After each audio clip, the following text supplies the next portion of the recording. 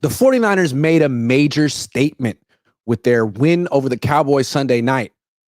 We'll break down what that statement was next on Cohn and Hensley.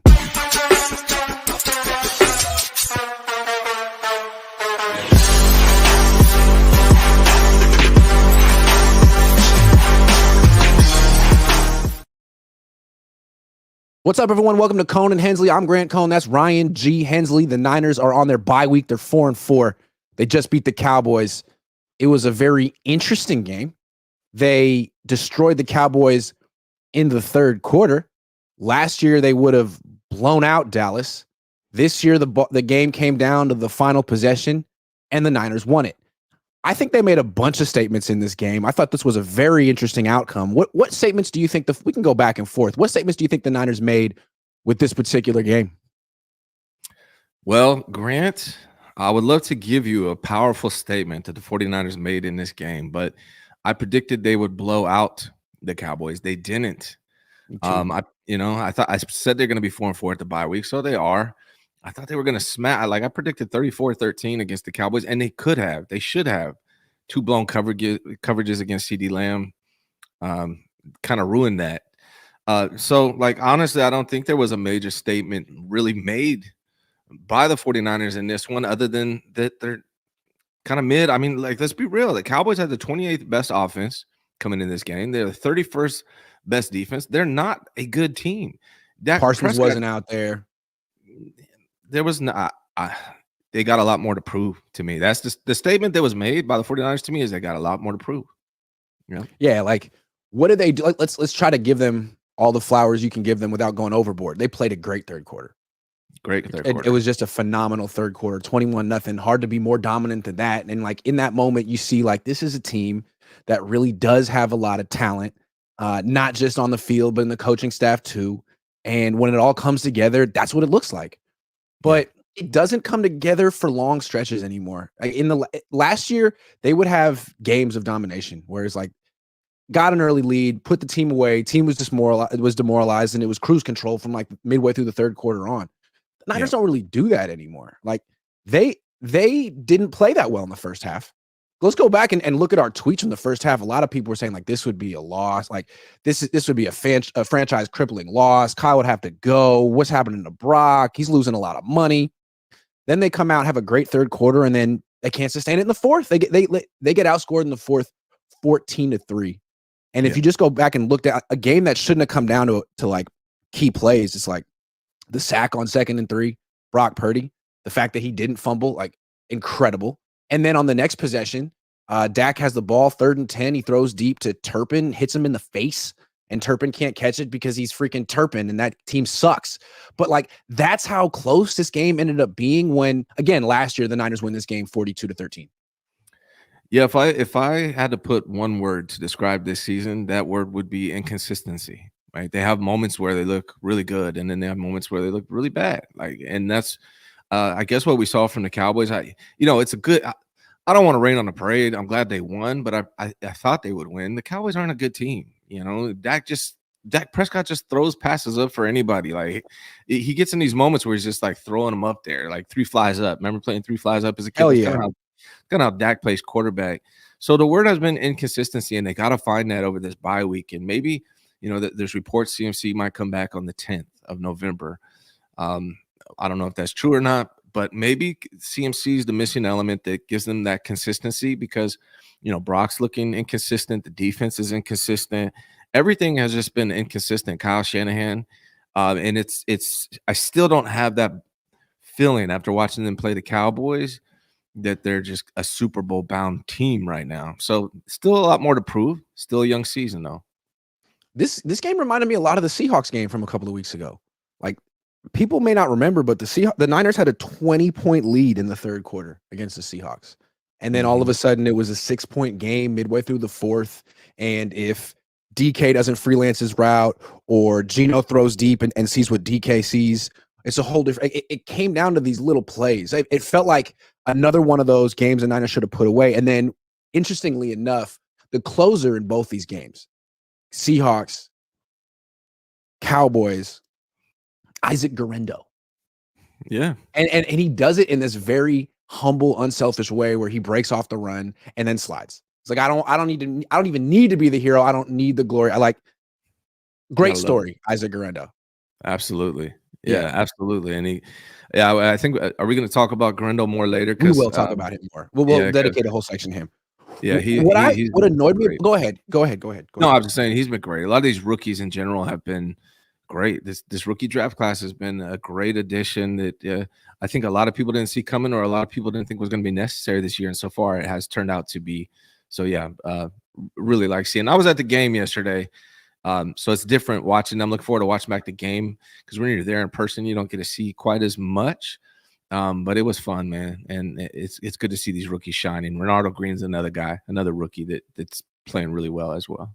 That's, to me, another statement the Niners made in this game. Like, the rookies are guys that you can depend on and who could actually, like, give this team new life, because the identity of the 2024 49ers is an older team that can't close out games. But Isaac Guerendo is a young guy who can close out games. He's a closer. And he stepped up. Like, when Jordan Mason's playing through a shoulder injury that seems extremely painful, he gets knocked out again. If Guerendo wasn't good, the Niners would have been screwed, but he's good. And he kept the Niners afloat in this game. They're a run-first team. They needed him. And then, to me, like, again, what makes this team so weird is we're talking statements. They win the game. Guerendo makes a big statement at the end. Then he gets his opportunity for some FaceTime after the game on national television, Sunday Night Football. Interview on the field. Make a statement, Isaac.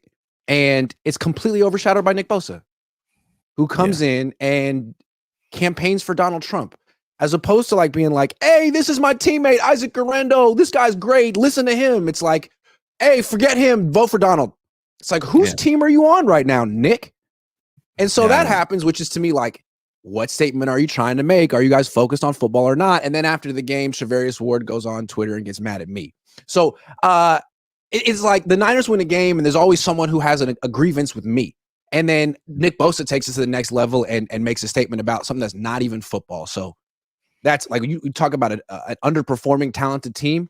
How focused are they? You win one game and the corner's upset. What are you mad about? You won. Yeah, man, I got a lot of feelings about all of that. Charvarius, what I think is going on with him. I mean, Bosa, I have a problem. I mean, I don't know if we want to go through the weeds here, but like, I'm not, it doesn't matter who I want to vote for. I just think simping for politicians in general is weird energy. Like, these dudes don't care about you. Like, you're not. Are they going to wear a Nick Bosa hat? They're not going to wear a Nick Bosa hat. You're on Guerendo's team. You're not on the. Right. You're not on the MAGA team. You're on the Niner team. I don't understand that. Like, it seemed like you're a captain on this team. You should be ultimately loyal to your teammates in these moments. I don't know. Yeah, I think a lack of focus is something that's been an issue with this team all year. I think they really need to dial in, and maybe that's what happens when you play all these extended seasons. You go to the Super Bowl and lose. Maybe that's where the Super Bowl hangover comes from. But I think focus is something that's lacking, and just really being dialed into what's important right now. And it's not. I mean, outside of football, maybe you think politics is important. For me, I don't really care about politicians because they don't really care about me. So I think simping for any of them, especially in that moment, kind of stupid, in my honest opinion. But it is what it is. I would just like to see the 49ers focus on football when football is being played. It's just like this team hasn't beaten the Niners haven't beaten a good team yet. They haven't won 2 games in a row. And they haven't played a 60-minute game. So what's disheartening about it is when they win and almost give it up, then you got all these agendas coming out. After one win, this guy's got grievances. This guy's got political opinions. Like, wait, you're a team and you just won. Like, you're about to start a winning streak, right? This is what's going to rally the troops and circle the wagons, right? Like, nah, this guy's got some issue and this guy's on his own thing and this guy's doing what? It's like, I don't know. That's, to me, the hallmark of an 8-9 team, of a 9-8 team. Yeah. Yeah, man. They got work to do, and hopefully this bye week can help them clean it up. The good news is they're 4-4, so that means everything's still within reach. But they got some things that they need to work on, both football-wise and mentally, and just focus-wise as well, I would say. Well, the Niners need some infusion of positivity and hope. That would be great. And Christian McCaffrey, supposedly, allegedly coming back for the Buccaneers game. His return seems to be something that the 49ers are using as a source of, I don't know, hope. Like they think that's going to turn everything around, and it may. But we don't know what condition he'll be in, how long he'll be able to stay on the field, what kind of a workload he'll be able to handle. Another thing they could do is actually make a trade at the trade deadline. The Chiefs just did.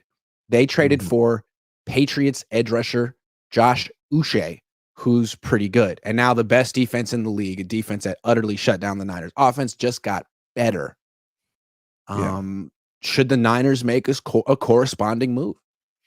There's Zadarius Smith. He seems like he's on the trade block. The Lions could go after him, or the Niners could. What do you think? Trade deadline is what? The 8th of November? 5th. Is that right? What'd you say? The 5th. The 5th. Yeah.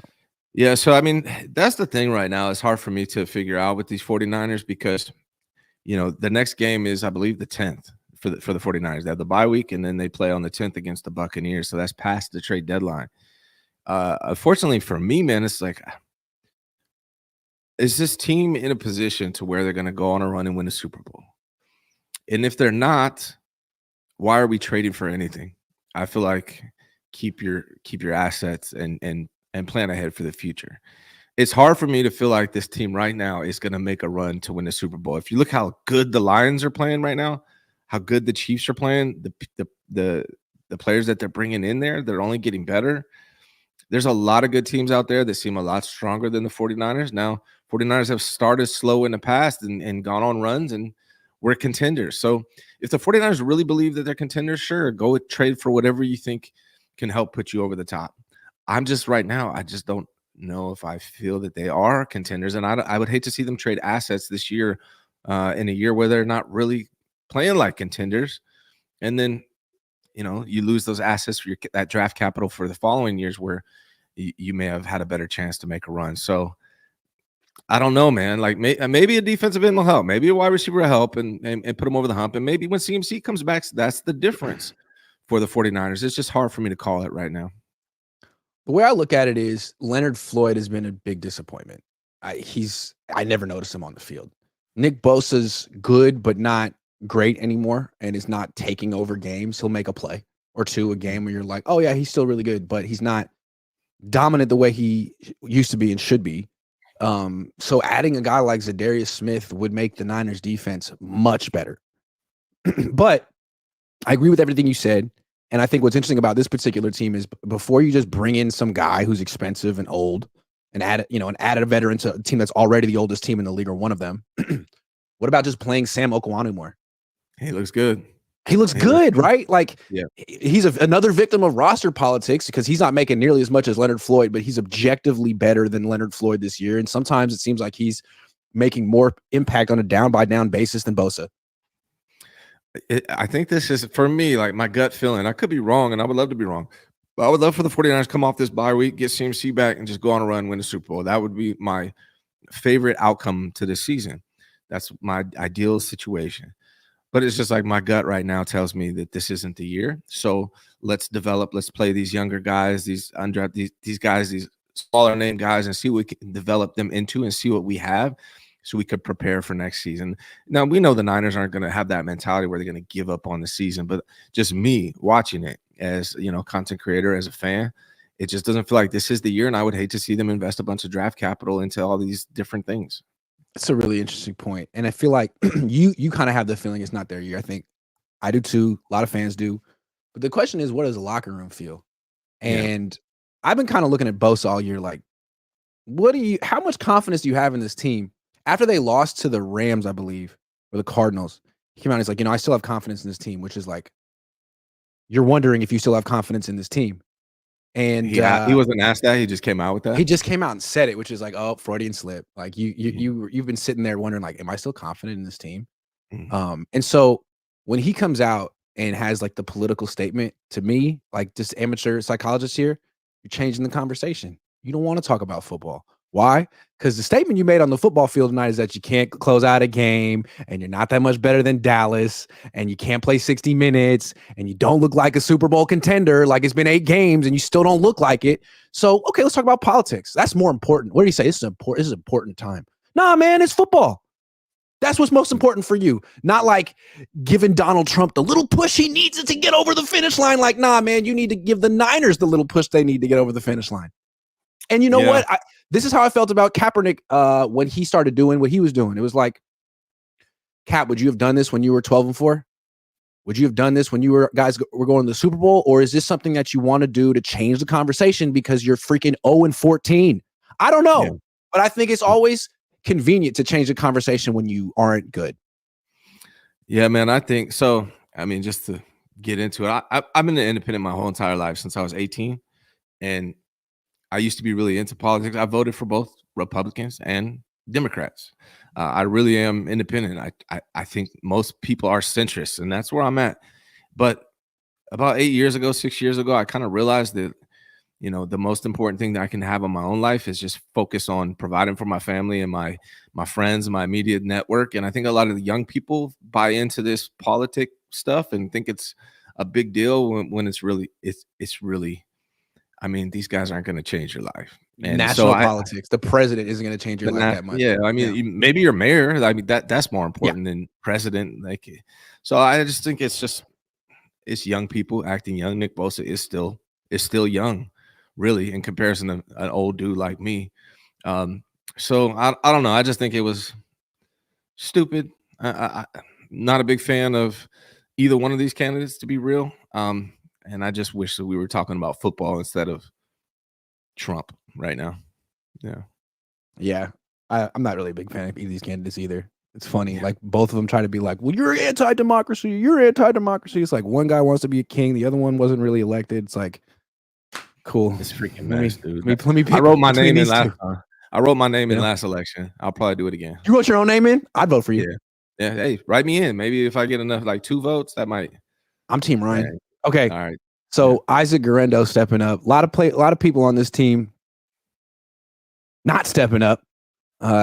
This is a team that's, to me, defined by underperforming over the first half of the season. 4-4. You predicted it, but a lot of people didn't. I don't think the Niners saw this coming. So it's important to point out people who aren't underperforming. And Isaac Guerendo through 8 games is way better than I expected he ever would be, let alone this early in his career. Let's give Isaac Guerendo all the props.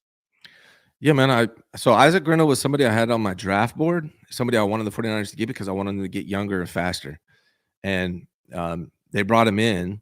And then when I got to see him run in the preseason and early on, I'm like, I don't really see it now. He didn't seem like he was reading the holes well. So I was kind of out on him. And I was concerned because, you know, an injury to Jordan Mason, that means Isaac Guerendo's up. And I thought that wouldn't work out. I was wrong. Isaac Guerendo is a really good runner. He's still, and you can see, like, he seems like he's improving week to week. He seems like he's reading everything a little bit better this week than he had in previous weeks. He still runs straight up, and I don't know if he's ever going to change that about the way he runs, but he for sure is a breaker. Like he can break one if he gets the opportunity, and I think he's still developing. I like his personality. I like what he had to say after the game. I really like Guerendo, man, and I got to give him his props. I was wrong. I was right that the 49ers should have drafted him. I'm glad they did, but then when I saw him, I thought it's not going to work out. I was wrong about that. He looks pretty damn good, man, and it gives me a lot more confidence in this team. If Jordan Mason can't continue, Isaac Guerendo can step in and do a great job. I think one reason I didn't take Guerendo seriously is because Kyle picked him. You know, it's like, oh, Kyle traded up for this guy in round 4. Like, here we go. We know Kyle's track record. Oh, he never really started in college. Like, oh, he's a combine warrior. Great. And then he gets here and they give him 31 and they keep comparing him to Raheem Mostert. It's like, yo, whoa, that is a heady comparison. And I totally see it. So I got to give Kyle Shanahan credit. Like, you wanted the next Raheem Mostert. You may have found him. Props, because you didn't find the original Raheem Mostert. That was Chip Kelly. What I like about both of Mostert and Guerendo is it doesn't look like it looks like they just run straight. You know, they pick a line, they might make one cut, but they're not really juking anyone. They're just hella fast. They have like these 7-yard runs where they don't cut it all. They just run 7 yards out of bounds. It's like, well, that'll work. That'll do the job. I mean, you can't be mad at that. Yeah, and coming into this season, I said that this draft is going to be crucial to the 49ers' success over the next few years. And right now, it looks like they nailed it so far. You know, it's still early. You know, you really can't judge these guys for 2-3 years. Sometimes guys look amazing the rookie year and fall off. Sometimes they don't look good and get better. But, I mean, Ricky Pearsall, Renardo Green, Dominic Puni, Malik Mustafa, Isaac Guerendo, Cowing, even Tatum Bethune, from what I've seen from him, looks good. So, you know, that is a good sign. And, you know, Isaac's a big part of that because Jordan Mason is in a contract year. They already paid Christian McCaffrey. Can they really afford to pay Jordan Mason too? So maybe Guerendo's the guy that can step in and be RB2 next year. And we'll see. But it's good to see. And I like Isaac Guerendo as a person also. I like him too. And I think a lot of people down on Jordan Mason right now. I think Mason deserves a little credit for playing through that shoulder injury. It's clearly affecting him. Kyle Shanahan does have a history of wearing down his running backs. I think there's a place for both of them on the team. I think they really complement each other really well. And when Christian McCaffrey comes back this year, I don't think the game plan should be give him all the carries, give him all the snaps at running back. Like, that's a great way to get him hurt. Yeah, agree. Yeah, so like, yeah, and that's the thing. Jordan Mason, last 2 weeks, he's been dealing with this shoulder injury, and you could kind of tell, by the way, he's not running quite as hard. You know, it's understandable. Your freaking shoulder is probably killing you right now. So this bye week is going to be huge for Jordan Mason, but it's great news for the 49ers that we can see now that Isaac Guerendo can step in and be more than adequate as a backup for Jordan Mason. And let's go through the rest of the rookies since you brought him up. Like Ricky Pearsall, we've seen 2 games from him as a receiver. It seems like he's at least right now a serviceable possession receiver. And there may be a lot more there, but so far he's shown that he can make diving catches. He can get open underneath. And then that jet sweep was money. He really was explosive on that jet sweep. So he's a positive player there. Renardo Green has been a big time upgrade at corner. Yeah. Dominic Puni's the best rookie they have. Guerendo's a hell of a player. Malik Mustafa broke up a touchdown. Cowing seems like he actually, whenever he gets an opportunity on offense, he makes plays. I don't know about as a punt returner. Who am I missing? So I mean, look, Bethune. Bethune, right? And he looked good in preseason also. Renardo Green was the highest ranked player on PFF from the game last night.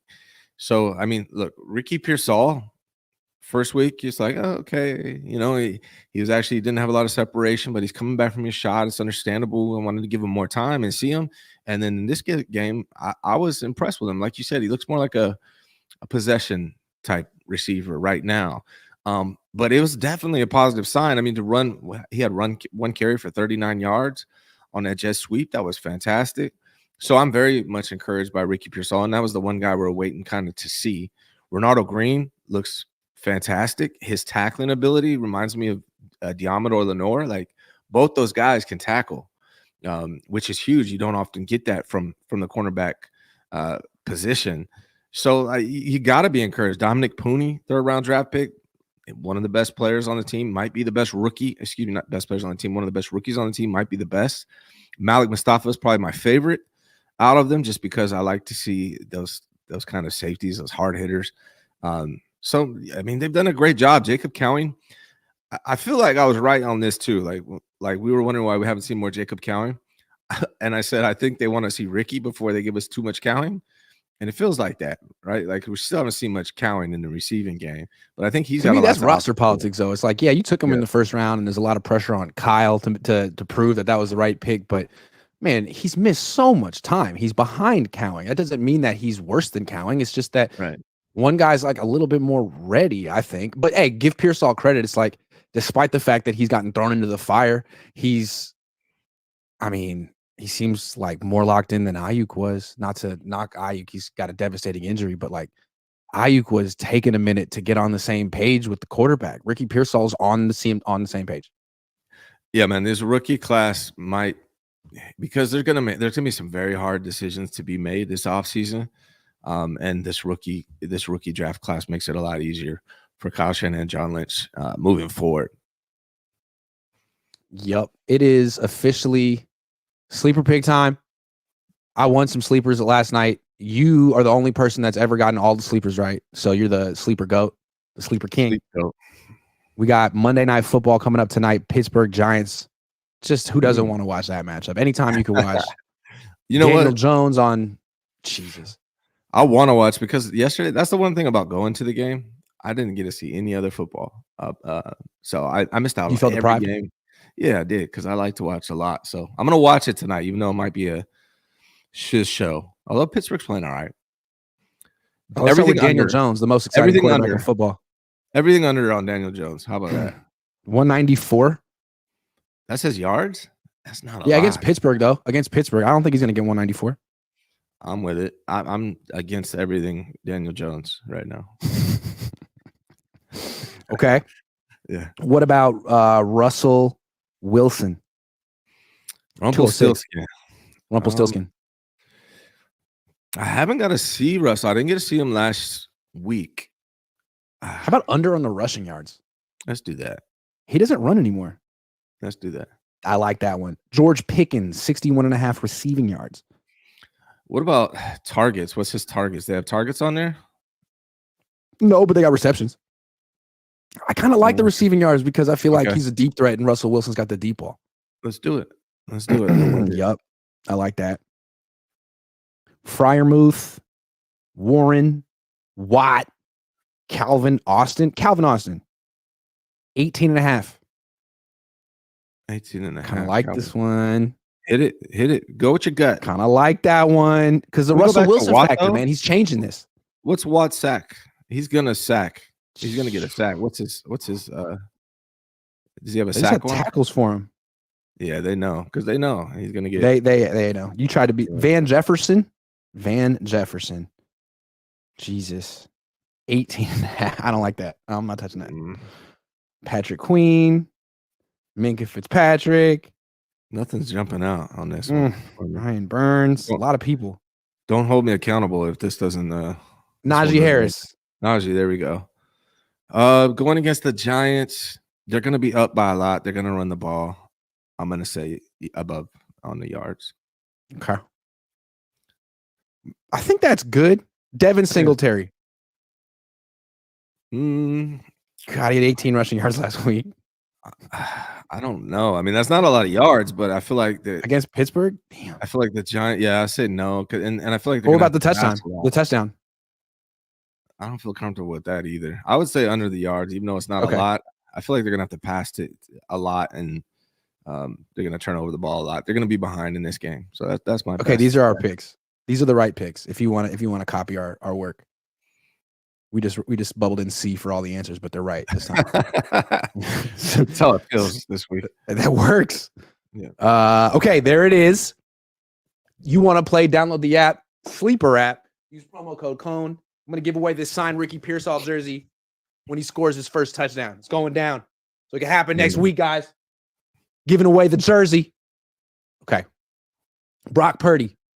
First half, it was shaky. He wasn't scrambling. He was missing low. He was missing high. He was missing behind.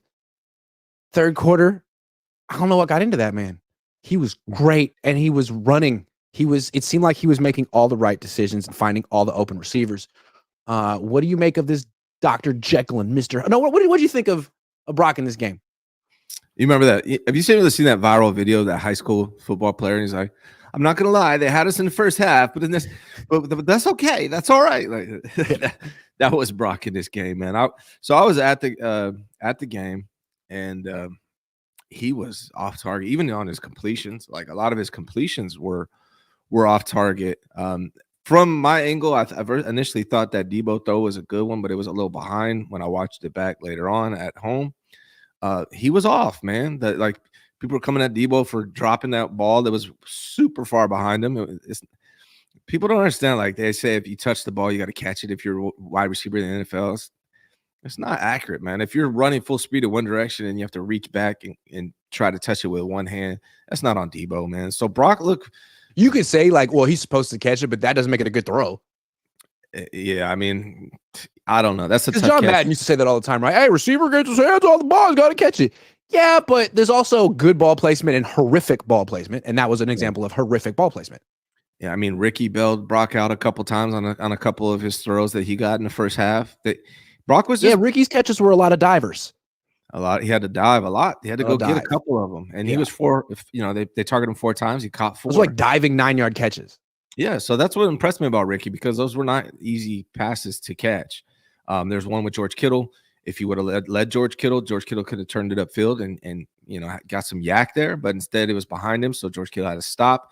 Was able to reverse it and go up the middle and get a little bit of yak. But that's what you saw from Brock in the first half. Very just not accurate passing. And then he comes out in the second half and just looks like a different dude, which was great to see. I feel like I got a theory. I think, and it's not really even a theory. It just seems like to be the most logical explanation of what we're seeing with Brock Purdy. His first year, he was just taking what was given to him, short plays, easy plays, not really pushing downfield, brand new guy, trying to impress, trying to just let the stars around him as a rookie shine. Second year was a very complete game. After his rookie season, he said, deep ball is not even part of my game. It's never been part of my game. Brock Purdy said that. And then second year, he comes out and he does his thing. And then now he's the scrambler, and he's missing CMC, and he's missing Brandon Ayuk. And I feel like Brock Purdy's still in this process of learning who he is and who he has to be for this team as a quarterback. And I think that's natural, being that he's so young and he's in year 3. And so I don't think we know who the real Brock Purdy is. I don't think we've seen it. I think Brock still doesn't know who he is and what's his identity and what he can do week in and week out on a consistent basis. I got a theory about what's going on with Brock. Okay. I think he's pressing big time for a few reasons. One, we all know how much money is at stake. If anyone were in a position where they could potentially make $60 million a year, I can only imagine how much they would press. So I think that's part of it, trying to prove that he's worth all that money. And then also I think it's to get that money and to get the validation and the future security, you got to do it on Kyle's terms. You can't, you have to impress him. And we all know what happened last week. Purdy lost. He turned the ball over 3 times, and Kyle Shanahan had a very serious lecture for him in his locker. We didn't hear the words, but there was a lot of this and a lot of this, and Purdy just nodding and listening. So to me, I interpreted that as Kyle being very critical of Brock. And then Brock comes out in this game, and I think he plays tight in the first half. And you wonder, is that because it's national television? Is that because you want to make a lot of money? Is that because Kyle yelled at you and told you don't do XYZ, you better do ABC? I don't know. But then he comes back at halftime and he's a whole different person. Did Kyle go up to him and be like, dude, I don't know what I said to you, but be yourself, be you? Because he comes out in the second half and he's like, that's the Brock Purdy I remember and haven't seen in a few weeks. And then after the game, Kyle goes up to him at his locker and gives him this huge hug, like, yes, that's what I wanted. I mean, I feel like it's between them, man. It's a relationship that they're forging. They could be working together for a long time. Kyle doesn't have much experience in long-term relationships with quarterbacks, and he's got to work this out. And it seemed like they may have had their own little squabble last week, and it carried over in this week. They worked it out and had a huge embrace at the end. There was music playing. It was very romantic. Just saying, I think that it's a relationship, I think. That's entirely possible, man. Like I said, this is year 3 for Brock, man, and he's still learning. I think, again, I've said Brock is coming in this season. I thought he's top 8 to 12. I think he's still in that range, maybe top 8 to 10 right now, and ascending. But I just think he's figuring out who he is as a quarterback, what the 49ers need from him, figuring out the new weapons around him, how to play without CMC, what Kyle wants from him. And Kyle's probably figuring out how to use Brock correctly. I think it's still a work in progress for him. But the Brock Purdy in the third quarter yesterday was the Brock Purdy from last year, which was really good to see. And it's not just how to use Brock correctly, but it's how to coach Brock. Brock's hard on himself. He's not Jimmy Garoppolo. Very hard. Jimmy might be the kind of guy where you have to be like, dude, you got to care. With Brock, he cares. And sometimes if one mistake can lead to more, he can spiral in ways that I don't think Jimmy did. Jimmy would throw a pick and he's like, ha, Wow, that's the funniest thing of all time. How did that happen? Wow, I'm great. Brock's not like that. Brock's earnest and self-critical, and I think Kyle with him needs to be a little bit more uplifting. Like, no, Brock, you're the freaking man. You're the freaking man. I think Brock would thrive from that. That's all Andy Reid says to Mahomes. You're the freaking man. Don't forget that. And I think that's sort of what I saw at the post-game locker room yesterday. Kyle being like, you're the freaking man. And he needs to do that for Brock after wins and losses. Well, we saw Jim Harbaugh get the best out of Alex Smith, and that's what he did. That's one of the build up his confidence. And you have to do that as a coach. You have to believe in them more than they believe in themselves so that they can live up to that belief, right? When you believe in somebody so much, they want to live up to that belief and they want to prove you right. And Kyle needs to inject more of that, I think. And as a former coach yourself, what happens if the inverse is taking place where you believe in that player less than they believe in themselves? There's a handful of players that are mentally strong enough, tough enough to overcome it. But in general, most of them shut down. They start believing the things you're saying about them. So it's very rare. There's a few athletes that don't give a damn what the greatest, you say. The top of the top. They're that confident in themselves. But a lot of them will take that to heart, and it does wear on their confidence. So you got to be encouraging to a young player like Brock, and hopefully that's what's going on. I like Brock a lot, man. I really do. And I'm hopeful that he can continue to improve and play like he did in the third quarter more moving forward. We ridiculed Jimmy Garoppolo for what he was and what happened to him, but I think, and he deserves a lot of that with the money he made and the work ethic he didn't display. But like, I think it's also fair to say that Kyle Shanahan hurt his confidence, and that Brock Purdy's confidence steadily deteriorated over time under Kyle Shanahan. And as a head coach, like, that's part of your responsibility is to not let that happen. And I think I can't prove it, but I think he was at least, I'm not saying he was responsible for it, but he was at least complicit. And he can't let that happen with Brock Purdy. Brock's 24 years old. He's like a sweet guy. He's like a nice guy. Yeah, he's a competitor, but at the same time, like, he'll take that stuff to heart. And Kyle needs to be careful here. And I think it's new ground for him. So last night was good.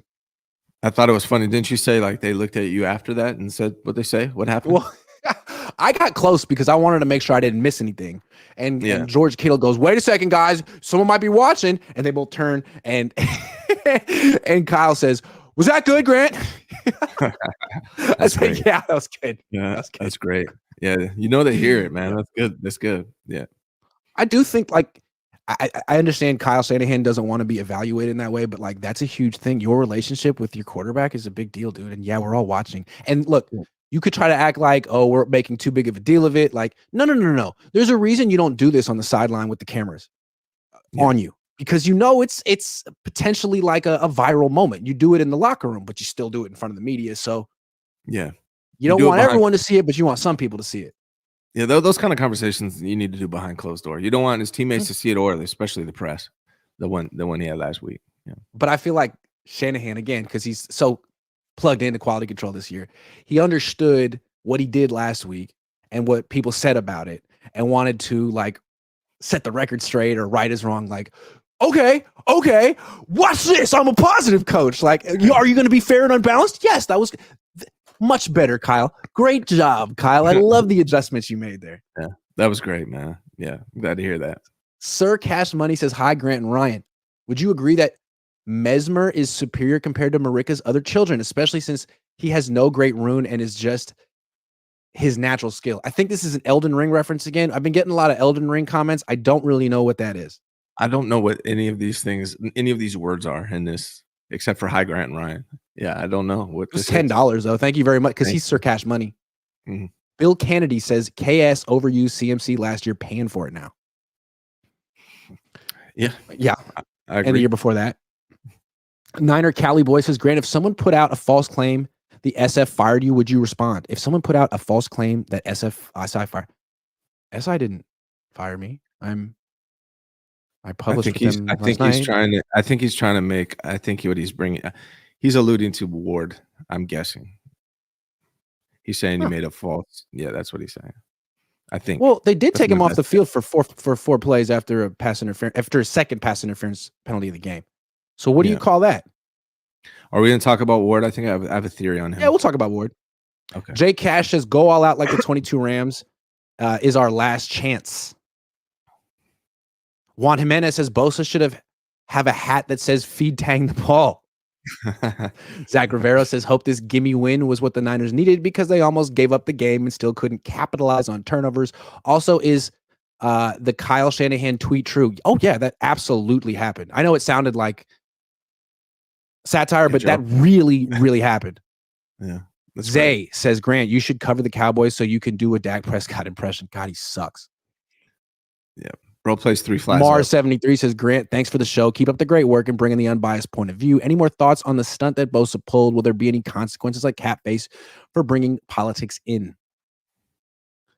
No. Cap never faced any consequences from the 49ers, ever. I mean, they eventually cut him, but the NFL gave him consequences. But no, there won't be. Yeah. It's no. Yeah. No, I think the consequences are just what he does to the cohesion of his team. Yeah. I mean, these conversations, honestly, a little deeper than how I want to go. Like, I like talking Niners. Like, if I wanted a political page, I would have one, but it's a lot of drama that I just try to avoid, Yeah, we're just not as well researched and read on this topic as Bosa, so we'll defer. Fish and Chip says, not convinced about one good quarter against the Cows. Fair. Corey Soto says, same team we've seen all year. They'll lose to any team that is even remotely competent. Brock was 2 plays interceptions from having a different game. Yeah, there was a drop pick. It's the Cowboys, you got to say, are just a team that's going nowhere, going to miss the playoffs, probably should fire their coach. They're horrible. They're horrible. And I don't even want to put it all on Mike McCarthy, honestly, because that roster is trash. What in the world are Jerry and his son doing? They have CeeDee Lamb, and that's it. Yeah, and I don't know why you pay Dak. I mean, I guess you got to, but $60 million. This is a lesson the 49ers got to take in regards to this stuff, because look, Brock to me better than Dak, but Dak is way overpaid, man. And 49ers got to be careful and make sure, just exercise all your options is all I'm going to say. What's up with Charvarius Ward? He's having the strangest season on the team. Yeah, I've had this theory. I mentioned it briefly on like one of our previous shows, but I didn't really tap in on it enough. But here's the thing. Charvarius Ward has had a couple injuries in practice where he's like missed practice, or was reported like not quite himself in practice. I forget what it is, like ankle or foot or something. I'm trying to remember, a knee. I don't know. You might know, but I know that he's had some kind of injury throughout the season. And that one time after a game, somebody asked him, forget who it was, that you're not playing quite yourself this season, or you're not playing. Mike Silver asked him that. Mike Silver, right? And he said, I know what it is, but I don't want to share it. To me, if you look at the injuries that he's had and that comment, I think he's playing through something, man. I think he has some kind of injury that he's nursing, whether it be something in his lower extremities. I feel like that's what's going on with Charvarius Ward, because he's not playing quite himself. He says he knows what's going on with him, but he doesn't want to talk about it. It seems like the 49ers way. I feel like that's what's going on with Ward. I'm just, I don't know this for a fact, but it feels like that's why we've seen us, not. And also, I don't think Ward's playing that bad. I also don't know if that was really a true interception right there, or a pass interference on that interception that was canceled. Watching it from the crowd, it looked like it wasn't that. Maybe it was pass interference, but it really could have went either way. I don't think he's playing as bad as it's being made out to be, and I think he's probably playing through injury. That's what I think's going on with Charvarius Ward right now. I think all that's true. And what's funny is, like, I didn't even criticize him last night. I just said, oh, they benched Charvarius Ward because they took him off the field and they brought in Yadam. So I wrote it. Yeah. And then they brought in Ward again, and I said, oh, he's back. Psych. And he got upset.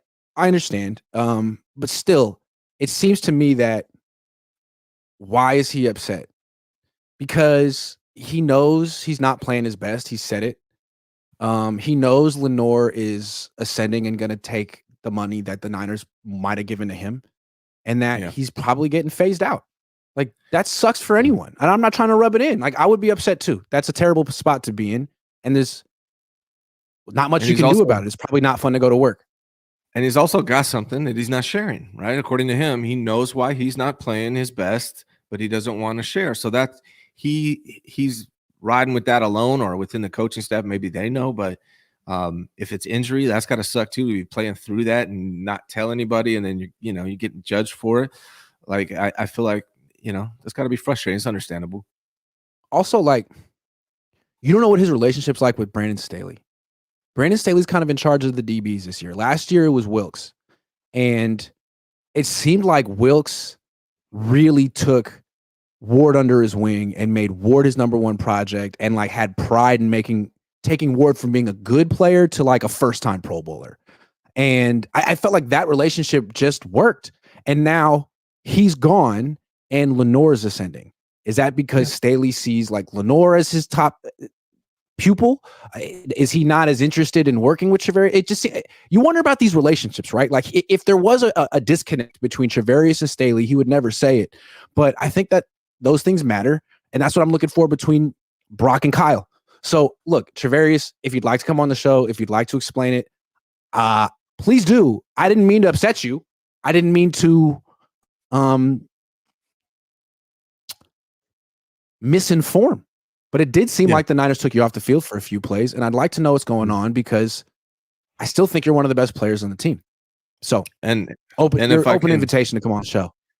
And if I can, me and you were standing on the field before the game. I got hooked up and was able to go on the field yesterday, and I asked you who your favorite players are on the team, and you said the corners and Ward right before the game. Ward and Lenore.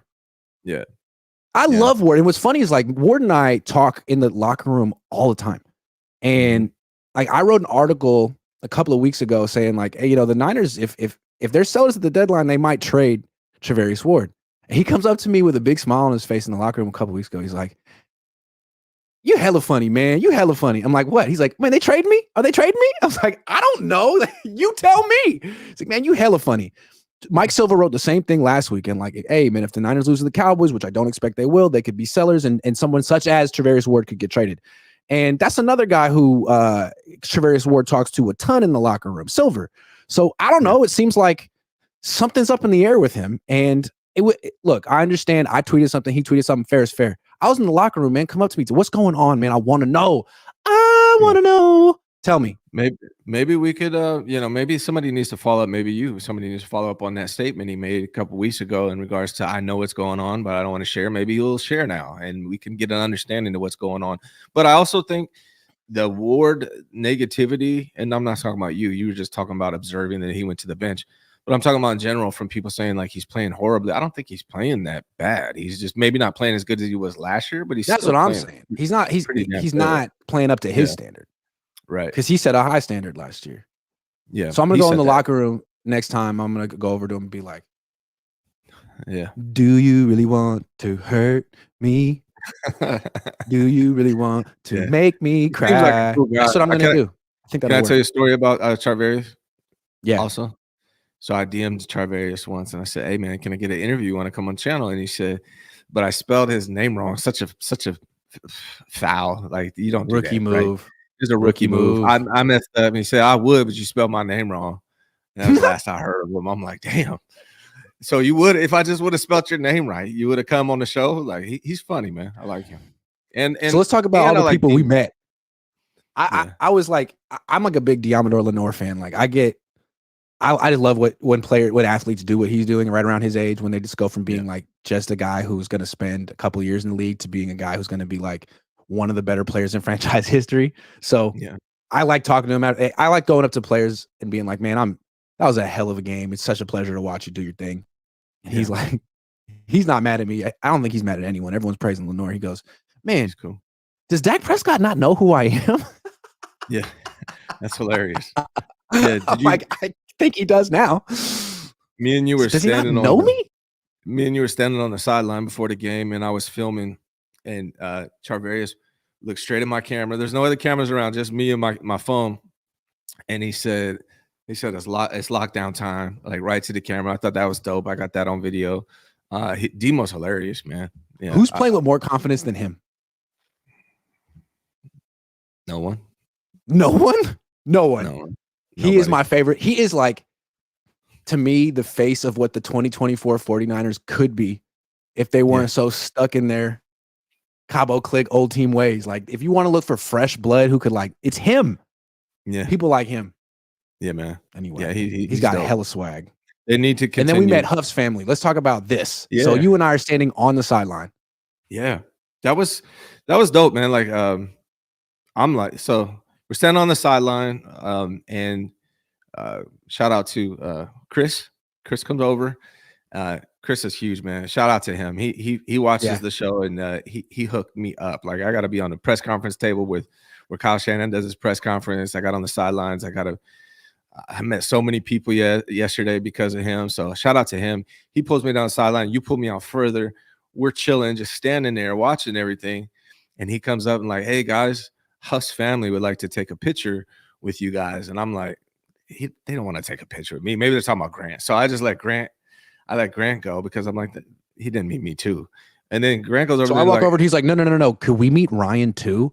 We're big fans of the 4-man front. I was like, what? This is crazy, man. Like, so like that was one of the most humbling parts of being down there yesterday. Like, Huff's family knows who I am and wants to take a picture with us. Like, that was like I should be asking you guys, can I take a picture with you guys? That's how I felt. It was just dope that the fact that they recognized me and want to take a picture with us. So that also proves, like, everyone says, none of the players like Grant. I think what people need to understand, man, is that Grant's going to report his honest opinions. And if players are playing good, he's not really going to say anything bad about you. See, North seems to like me for now. Right, because he's playing Huff good. Seems to like me for now. Yeah. Right. When you play good, he says nice things. When you play bad, he says things that you probably don't want to hear. And I understand, I get it, but he's doing his job. He's just being honest. So I mean, Huff family obviously. I think that gives the praise more weight too, because there's other people on the beat that are like, they make it their mission to give praise to everyone, no matter what, and to give the most praise. And I feel like it just kind of waters down the whole enterprise. Yeah.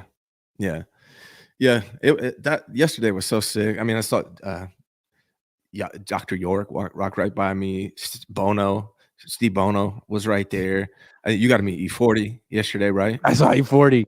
I didn't meet him before the game. I wanted to meet him before the game, but I couldn't find him. And I saw him walking around after, and I was like, "Hey, Earl!" And he goes, "Hey, buddy." Hey, buddy. It sounds like it. You should have told him we quote him all the time on the Best 49ers podcast, which is coming back, by the way. We took like a week off. We took a little hiatus. We want to get because what we did was convert my old RSS feed into that, and I think some people like getting these shows on audio. So now we have two. This stuff will be on the Cohn Zone RSS feed, and now we're starting a new RSS feed just for the Best 49ers podcast, and it's going to be 5 days a week, and we're gonna record it later on today after Kyle Shanahan's conference call. So be on the lookout for our audio only podcast. About a half an hour. And you can only get it there. And then also, I should mention while we're just plugging things is that the Best 49ers. What are we doing? No, the 4-man front. That's on my channel tomorrow. And I got a surprise for Grant. He doesn't even know about it. I got a surprise for Jesse and Coach. I'm coming with it. You guys don't even know about it. So tune in tomorrow on my channel, 4:45. One reason that my favorite player ever on the Niners is Jimmy Ward is because he never got upset when I criticized him. Like I made Jimmy Ward a punchline for years. You know how I used to do with first round picks. It was a little immature and I was young. But if a first round pick wasn't producing, it wasn't enough to criticize him. Like, you had to be a joke. And with Jimmy, it was like, this guy almost makes more plays than anyone I've ever seen. He's so close to making plays. Like, look at this tackle he almost made. Look at this pass breakup he almost had. And he would see me in the locker room and just smile and laugh, be like, you don't get it, man. And then finally, I finally got like, oh, okay, so he's great in man-to-man coverage on tight ends, and he's an incredible tackler. And finally, he was like, so you got it. Okay, we're good. I really respected someone who could be that self-confident and not sensitive. He was just amused the whole time. It's also like, and I think that's Jimmy Ward's personality is great. Some people are just like that. But one thing that's also smart, if you're a player, like if you're a player or you're a coach, like you don't know how to play the game. Like if you don't like how somebody's covering you, be cool to them and see if that continues. Like if I think, name a player on the 49ers that if he came up and was like, Grant, said this or that, something complimentary, it'd be a lot harder to be critical on them. Like So I think it would be a lot harder in any game, right? Like with Robert Saleh, when he was the defensive coordinator, I fired him at least 7 times in the first 2 years here because he was new and he was struggling. And then I remember he came up to me like during training camp in 2018 and was like, "Hey Grant, like I watch all your post practice streams. Like you do a good job. I don't miss any of them." I'm like, "That's dope. Yeah, you like what I do?" So like from that point on, I was like, "Man, well." Then he gave me his number. It's like, "Hey, look, you ever have any questions? You want to know what's going on? Hit me up. I'll get back to you." Like, how can I criticize you, man? So that's the thing. Like, imagine if Kyle did that. Imagine if Kyle came up to you, Grant, like, "Hey, so Grant, easy to do. Let me come on your show, man. Let's talk this out. I've seen what you be saying. Like, you've been riding me for 8 years, man. Let's. You should have my number.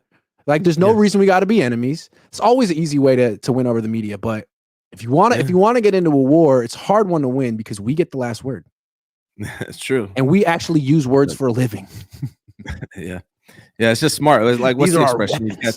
You catch more flies with honey than you do with vinegar, right? Or bees, or I don't know what the name is, right? That's It's just, and you don't want to just casually create enemies.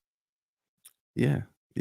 I mean, Steve Young talked about it recently on that recent podcast or recent radio appearance he went on, where he was talking about it takes all three, right? It's the team, the player, the team, the media, and the fans. You gotta work all three. You gotta have all three on your side, and you gotta incorporate all of that. Steve Young was just talking about that. I think Kyle could learn from that also. Okay, we got about 5 minutes left. Let's look ahead. Niners are 4-4, bye week coming out. Let's try to predict wins and losses the rest of the way. All right, let me pull up the schedule. Week off, then we got Tampa Bay. Tampa Bay in Tampa. Unclear if Mike Evans is going to play, but that team seems to be a little banged up. I think the Niners go and win that game. I think the Buccaneers losing both receivers, Goodwin and Evans, it's not good. And the Buccaneers seem to struggle as soon as they went out. Maybe they'll get one of those guys back, Goodwin back. I think the 49ers go in there and handle business. I think they win that one and go 5-4.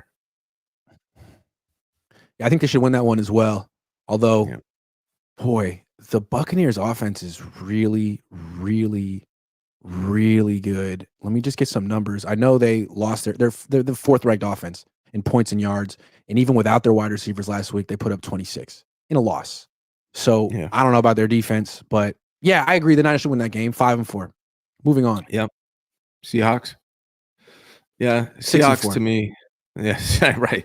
6-4. Yeah, this is when it gets crazy. I mean, I know they were missing Tariq Woolen and a couple other guys. It's just it's Geno, man. He's Pacific Northwest Dak. Against the 49er. He's horrible against the 49er. He's just Pacific Northwest Dak. I'm sorry. Yeah. The Packers, didn't they just say Love's going to be out? Is he injured again? I missed all of Sunday, but I heard something about Love is injured, going to be missing a month.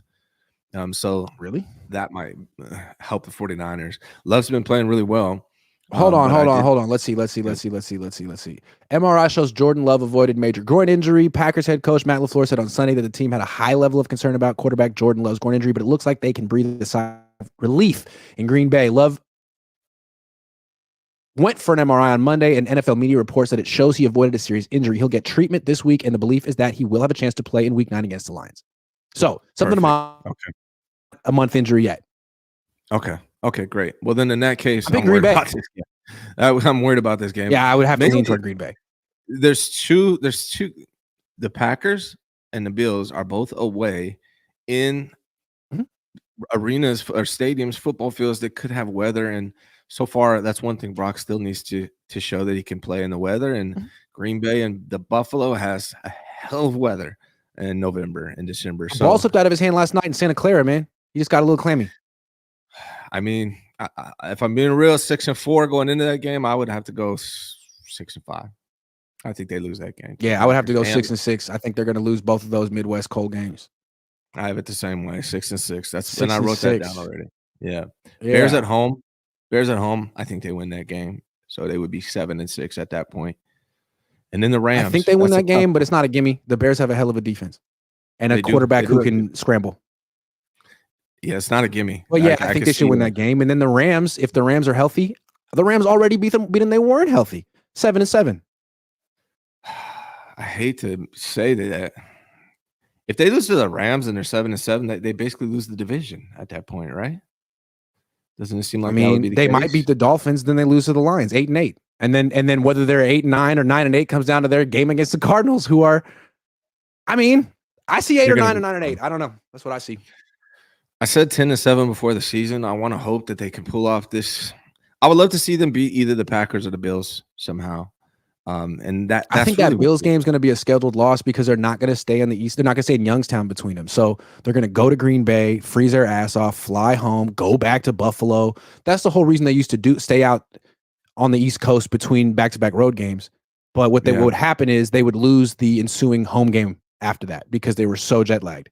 So they're just not. I think that to me, that Buffalo game is a straight up scheduled loss, unless Josh Allen doesn't play. It feels like it, man. They got this. This is and they have the hardest rest schedule in the NFL, like the hardest, like as far as like the least amount of rest. And their schedule's hard, dude. You look at the Chiefs; they might have 2 or 3 losses, maybe on that schedule. The 49ers have every one of these games could be tough. I think the easiest game left on this thing, like Seahawks at home, should be pretty easy. The Dolphins, the Dolphins don't seem like they can mess with the 49ers. That seems pretty easy. I think they beat the Cardinals, but like you said, man, the Packers, the Bills, the Bears could be tough. The Rams, if they're healthy, they look hella good. The Lions, man, look like the best team in football right now. It could easily I don't want it to be the way it's looking, but it could be as bad as 8-9, as good as 10-7 is how I see it. It's not good. Yeah. 10-7 is about the best they could do. They'd have to go 6-2 down the stretch, and we're talking losses, only 2 losses. So Buffalo and 1 more. That's why these games, like when you lose to the Cardinals early, or the Rams when they don't have Cooper Kupp or Puka Nacua, it's like it comes back to haunt you, man. Like those 2 games where you had opportunities to win and you didn't. That might come back to haunt these guys, man, and that's unfortunate. But if that's why why are we trading for anyone if that's what this looks like, man? And maybe Christian McCaffrey comes back and he's got the secret sauce and they go on a run and shock the world. I would love to see it. It's just right now, if I'm being real, it just doesn't feel like that's the path. Joshua Wyatt says watching the Cowboys last night made it crystal clear what happens to a team when you pay the 10th best quarterback in the league. Is Brock the next Dak? It's better than Dak. Dak can't move. Dak is slow. Dak's annoying. He just throws it up for grabs sometimes. He does. Yeah, I like Brock better, but I also don't know about just Brock's got to show me the rest of this year that he can be consistent like he was. If he plays like he did in the third quarter all year, pay him. I won't even say anything, but otherwise, they have this situation with Brock, Grant, where they could be like, he's technically under contract. So if they don't like what they see from him, they could say, hey, man, we want to see another year. Or they can do like this, like temporary, like almost a contract, like where we're like, hey, we'll give you 2 years, like $40 million per, and give you a chance to earn that really big one. And I understand if you're not up for that, but if you're not, we're just going to have you play out your regular contract. And if he holds out, he holds out. I think either way, the 49ers just every year should be drafting quarterbacks. But they got to be careful. You don't want to get into a Dak Prescott contract with Brock Purdy if he's not going to be more consistent. Spider369 says, we gonna overpay Purdy. Kilo T-Dub says, could we be on the verge of seeing one of the better seasons from Kittle? It seems like the more Kyle draws up plays for him, the more he produces. That's what we had. I think everyone's been saying that for a long time. Kittle is really good. Juan Jimenez says, can Tang come on the show? We want to know. No, he's not invited. Absolutely not. Word is, though. Black Caesar says, Niners beat a bad team they should have put 40+ on. I mean, I had it 34-13 was my prediction. Yeah. Boxing fan says, do the Niners still make a trade? If so, what position? I don't know, man. I feel like play with the guys you got. Play the young guys, develop them. I don't know if this is our year anyways, so I wouldn't. Black Caesar says, Niners lose to the Bills, Lions in a game they should have won. I don't know. And then if that's the case, then they're 9-8. They're gonna have a hard time with the Lions. That much I do believe. Right. So the Niners, they need to go 6-2 down the stretch to be 10-7. Those are 2 losses, Bills and Lions, and then Packers, Bears, Rams, Cardinals. Those are 4 more tough games. Yeah. That they need to go pretty much 4-0. It's going to be tough. They need to focus on football. I'm not sure that 9-8 wins the division for the Niners. Can I talk real quick? K-Dot Ken Ortega wants to link up with me and talk about basketball coaching. Yes. Visit RyanGHensley.com. There's a link on how you can schedule an appointment with me, bud. Sorry, I just wanted to. Cool. You asked me like 3 times. We're going to do the 4-man front tonight on Ryan's channel. Quarter to 5. Tuesday. Tomorrow. Quarter to 5. Damn. 4:45. I was looking forward to it. I'm a big 4-man front guy. You should be looking forward. I got surprises for you, man. Spider369 says, is Debo on the move? I don't think so. But we'll see. We'll see. Thanks for watching, everyone. I'll be back later today. Ryan and I check out our podcast coming out tomorrow morning or tonight. We'll see. Take care.